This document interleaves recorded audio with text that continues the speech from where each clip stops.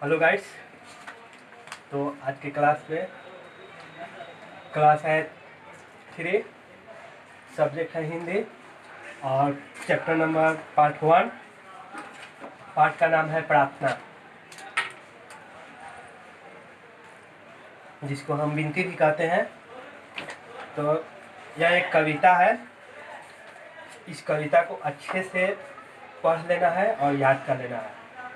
इस कविता को अच्छी तरह से क्या करना है, पढ़ लेना है और याद करना है। जैसे लिखा है, जिसने ये तारे चमकाए, जिसने सूरज चांद बनाए, जो दिन दिन करता रात बनाता, सारा जग उसके गुण गाता। इस तरह से इसको अच्छे से पढ़ लीजिएगा। और पढ़ने के बाद नेक्स्ट पेज पे हम लोग आते हैं। तो सभी कविता के जो शब्द हैं उसके अर्थ दिए गए हैं यहाँ पे, शब्दार्थ, जो कि शब्दार्थ कहते हैं। शब्दार्थ यहाँ पे दिए हैं।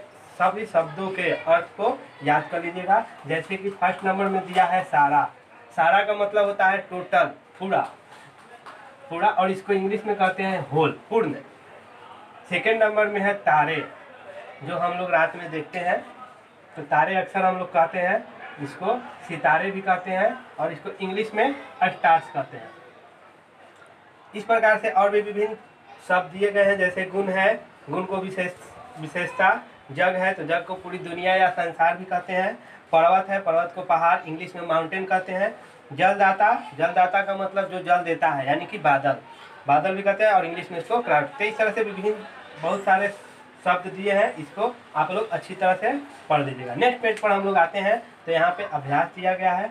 अभ्यास का मतलब हम पिछले बता चुके हैं कि जो अभ्यास का मतलब होता है कि जो हम पढ़े हैं उसी को पुनर्अभ्यास किया जाता है, यानी कि उसी हिसाब से क्वेश्चन पूछा गया रहता है, प्रश्न किया जाता है और आपको पढ़े हुए कविता या कहानी से उसका आंसर देना पड़ता है। तो क नंबर में दिया है मौखिक प्रश्न। मौखिक का मतलब होता है बोलकर, इसको इंग्लिश में ओरल भी कहते हैं। तो फर्स्ट नंबर में क्वेश्चन दिया है, कविता में किसके गुण का वर्णन किया गया है। तो कविता में जो है आप पढ़ेंगे तो आपको पता चलेगा कि किसका गुण यानी किसके बारे में बताया गया है। तो उत्तर में होगा ईश्वर का। पूरी दुनिया की जो रचना किया है, सूरज बनाया है, चांद बनाया है, ताकि ये कौन बनाया है, तो ईश्वर ने बनाया है, उसी का गुण का वर्णन किया गया है। सेकेंड नंबर में है, हमें किसके सामने सिर झुकाना चाहिए। तो ईश्वर के। आपके कविता में ईश्वर का है, ईश्वर के उत्तर होगा। थर्ड नंबर में इस सृष्टि की रचना किसने की है। तो ये पूरा जो ब्रह्मांड है, सृष्टि है, दुनिया है, यह किसने बनाया है। आदमी तो नहीं बनाएगा, इसलिए ईश्वर ने।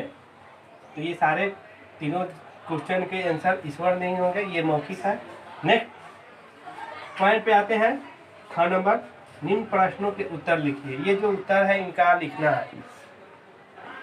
तो कविता में वर्णित ऋतुओं के नाम लिखे, यानी कि इस कविता को आप पढ़ेंगे तो उसमें आपको ऋतु, जिसको इंग्लिश में सीजन कहते हैं, आपको उसमें वर्णन मिलेंगे। तो ऋतु कौन कौन से हैं, तो सर्दी है, गर्मी है, वर्षा है और बसंत है। ये 4 ऋतुओं का वर्णन उसमें लिखा गया है। ये 4 ऋतु आपको लिखना है। सेकेंड नंबर में है, कविता में किसको माता पिता कहा गया है और क्यों कहा गया है। यानी कि सेकेंड नंबर क्वेश्चन पूछा है कि इस कविता में आप किसको माता पिता और क्यों कहा गया है।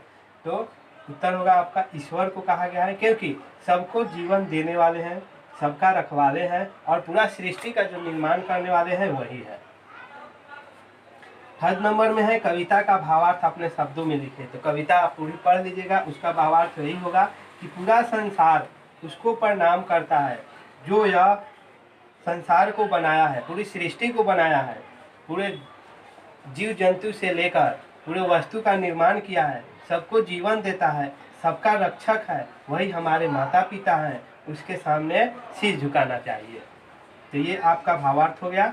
इसको अच्छा से आप लोग फेयर कर लीजिएगा, होमवर्क में रहेगा, ये फेयर करना है। और SW में आप लोग को देते हैं कि इस कविता को याद कर लीजिए।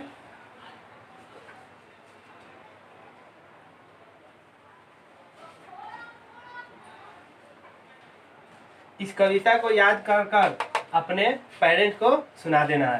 पेरेंट्स को सुनाने के साथ ये जो भी क्वेश्चन आंसर है इसका एक कॉपी ले लीजिएगा और उस पर सुंदर सुंदर राइटिंग में फेयर कर लीजिएगा।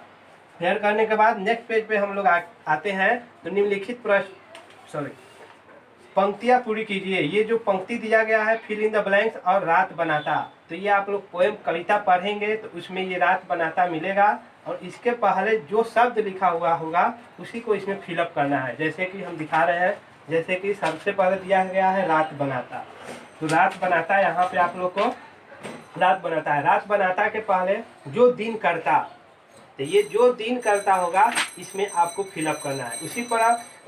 उसी तरह से सारा जग, इसके बाद क्या है तो सारा जग हम देखेंगे, सारा जग यहाँ है और सारा जग के बाद क्या है उसके गुण गाता, उसके गुण गाता को यहाँ फिलअप करेंगे। इस तरह से आप कविता में इसको पढ़कर और इसको आप फिलअप कर लीजिएगा। नेक्स्ट नंबर है घ नंबर, सही उत्तर पर सही चिन्ह लगाइए।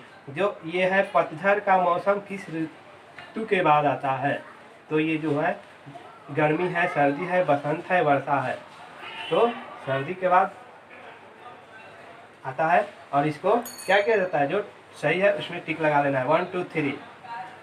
ये आपका होमवर्क रहेगा ग और घ।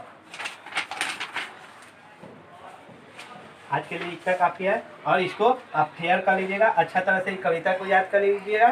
थैंक्स।